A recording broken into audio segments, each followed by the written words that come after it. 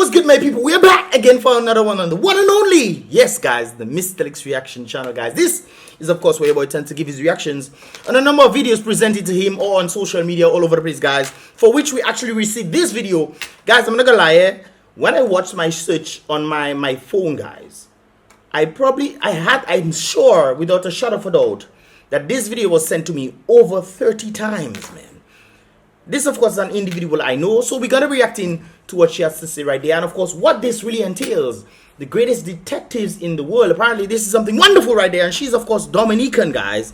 And, of course, you'll get to know a bit about her in a moment, guys. But with that said, guys, definitely subscribe to this channel so you can get the vibrations right there. And then, and of course, give this video a thumbs up. When you subscribe, definitely click the bell so you can get all the videos as they come through right there and there, guys. Now, get this wonderful lady right there is known as Renee Francis, guys, and of course she's the sister of one of the former queen contestants, I believe it is, or winner, another Francis lady. But let's just listen to what she has to say right there, guys.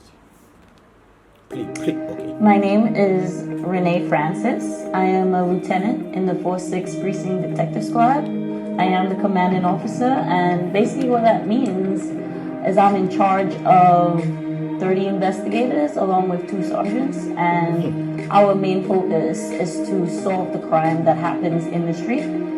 No, guys, knowing this lady, I know all crime must solve. All crime. Hey, well, I don't really know her like that, but I remember back in the day, you guys probably noticed who she is from my vlogs from back in the day when we used to do barbecues and stuff. In New Jersey, or even going on, you know, little Labor Day yacht festivals and this kind of things there.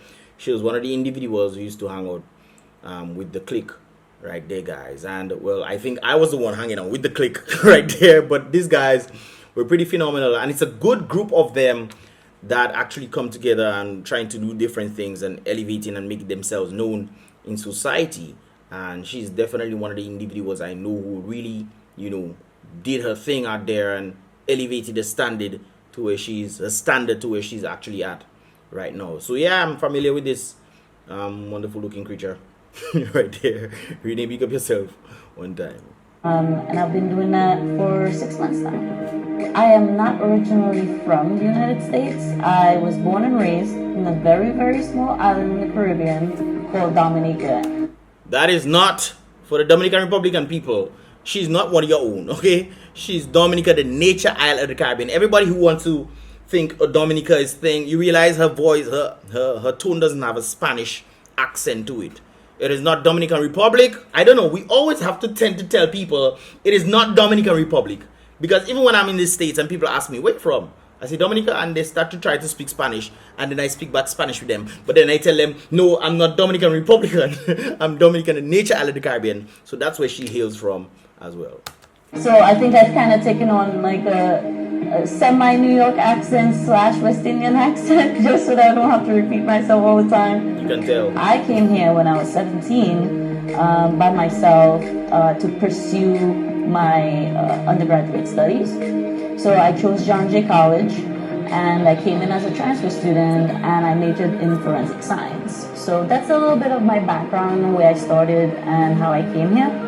And it's pretty funny because my mother actually suggested that I get into the field of forensic science because she knew I loved science growing up.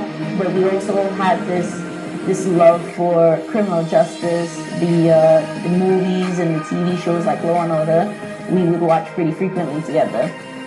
NYPD actually approached me while I was in the hallway at school. Before I continue, guys, I'll bring it back a little. But you realize something there. Her family was backing up. Her family paid attention to what she actually liked doing, especially what she liked watching, and kind of helped push her in that direction, something that she was passionate about. And look at where she is right now, man. That is always a good thing when your family is behind you. I know sometimes family don't really see the thing. Hey, we hearing all this thing going on in New York about this and that and police and this. Why would you want to join? But sometimes, guys, you need to support the people who actually see a vision for themselves, for them to make a better impact on society. And I think what she's doing is that exact same thing right there. And she had the backing of her family. So, yeah. Approached me while I was in the hallway at school and said, hey, listen, we're recruiting Law and Order. We would watch pretty frequently together. See? NYPD actually approached me while I was in the hallway at school and said, hey, listen, we're recruiting. You could join the NYPD as a cadet. See how baby. Yo, And, you know, there's a remarkable difference there, man. Hey, that glow up. $15 an hour. Yo. So all I remember is the officer telling me $15 an hour. And I said, sign me up. Well, when you come up from Dominica, guys, right now, $15 an hour is a good amount of thing. But when you come up from Dominica and you $15 an hour in US, you get in paid. What? It was sign me up, boy. So I'm gonna make you what free. Why is the minimum wage in Dominica 405? It used to be 450, I think. No, it's 405, guys. Instead of going up, it's going down. So apparently 15 US an hour coming up from Dominica, 17 years old. Boy, you mad. Of course, take that. What you mean? Big thing done, boy. I firmly believe if it wasn't for that program, I would not be a part of the NYPD. But the hats have looking.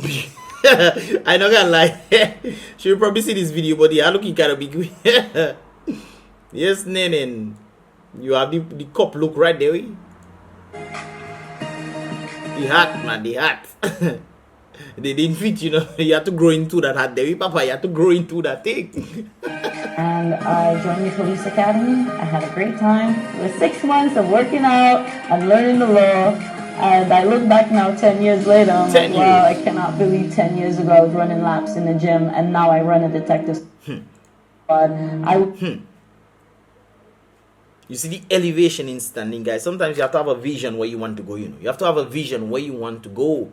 Especially when opportunities present themselves. That's one of the things I think a lot of us tend to lack on. The opportunities, when they present themselves, we don't seem to want to grasp these opportunities, or we waste time thinking that the opportunities are always going to be there for us. We should grab these things and run with them.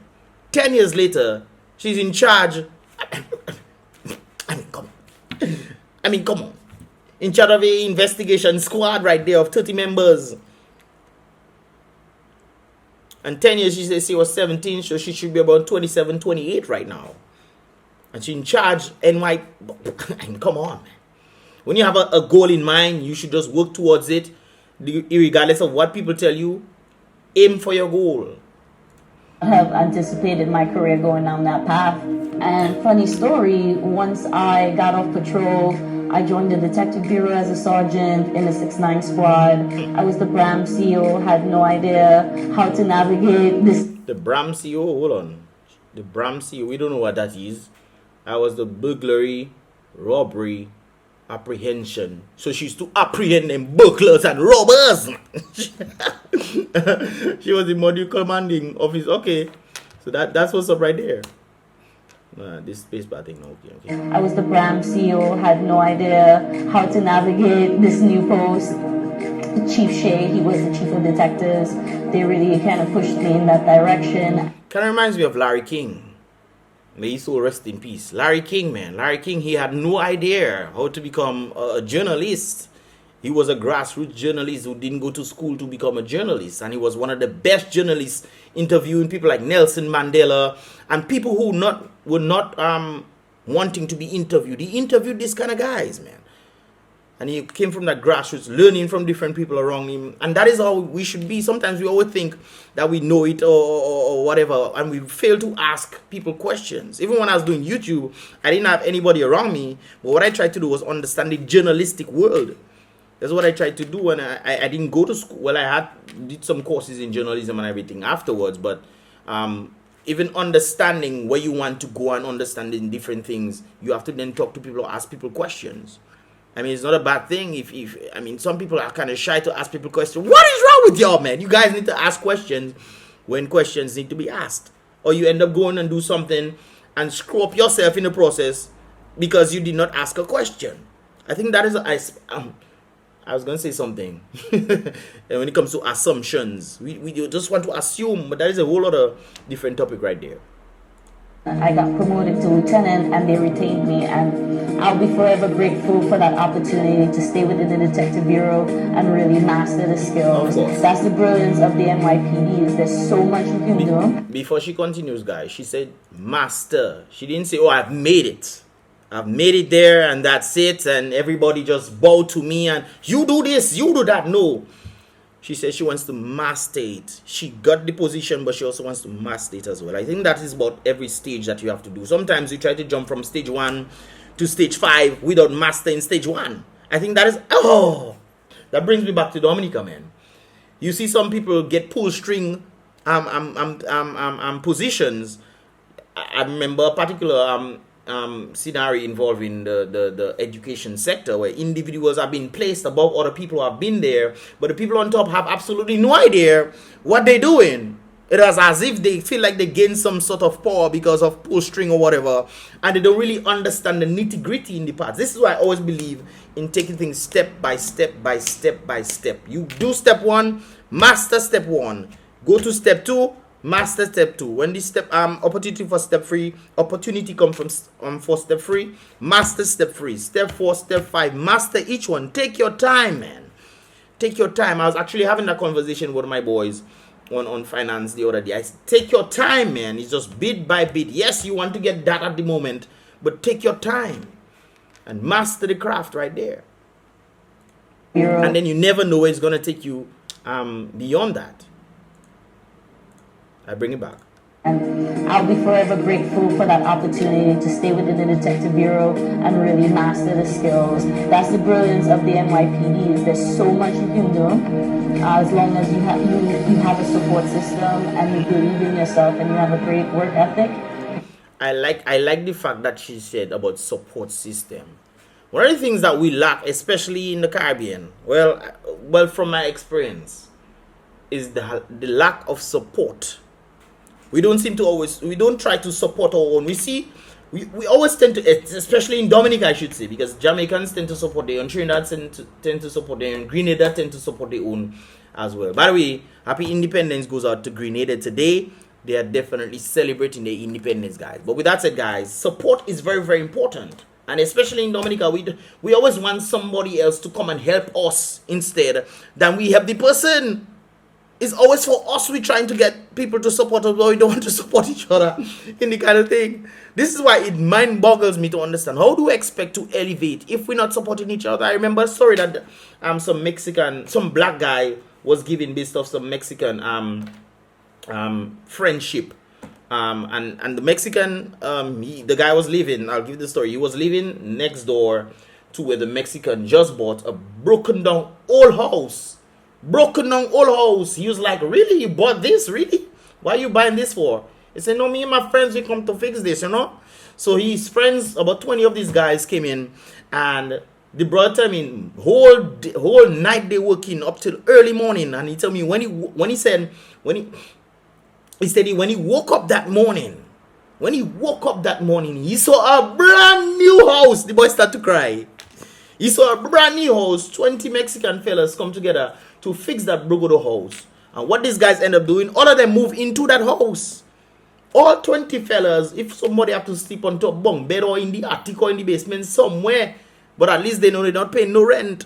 So after years of doing these kind of things, what they tend to do is, when they save up their monies because they don't have to pay rent, they then buy a new house. So the 20 become 10.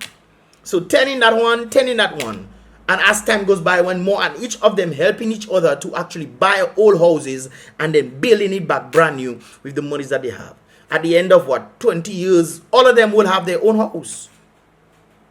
That is the importance of support, and I think we are lacking this greatly in the nature of the Caribbean, Dominica. I remember growing up and people were actually laughing at my videos and stuff. It's totally different now, but people were actually laughing at stuff because they couldn't understand, what on earth am I doing, man? What on earth? YouTube, what? No, look at people trying to become YouTubers now. It's interesting. And she herself had a good support system from her family, and everybody around her, co-workers and everybody, were helping to ensure that she, was on the right path. The job is always and has booked. The time is always right to do what is right. That is the key important point right there. The time is always right to do what is right. A lot of people are construed or they are confused as to what exactly is right because they don't have a proper support system to know in the first place. But hey, you get the point right there. Anyways, the job is always and will continue to support you. There she goes, man. Dominican in the NYPD, Detective Investigation. She's the chief above the 46 unit right there, guys. She's the chief of them. So congratulations to you, Renee. I remember when you was doing your thing. She guys, me knowing her from the time when I actually seen her and known her around, guys.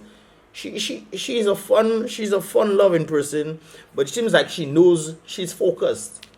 She's focused and she knows what she wants and she goes after it, man. I've kind of noticed that about her in the times that we actually linked up and stuff. So Renee, big up yourself. Congratulations. Heck, if you can go for presidency, run for presidency, man. I don't know if you can do it, but still, if you can run for it, man. The sky is not the limit. Space is. So organize yourself one time. And guys, give this video a thumbs up for Renee for accomplishments right there in becoming the chief. She's young. I think she's less than 30 years old. Based off what I understood in this video. But congratulations, guys. Give this video a thumbs up for her.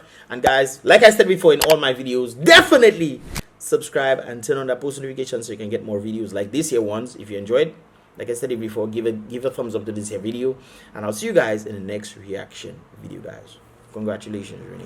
Dominica is definitely proud of you.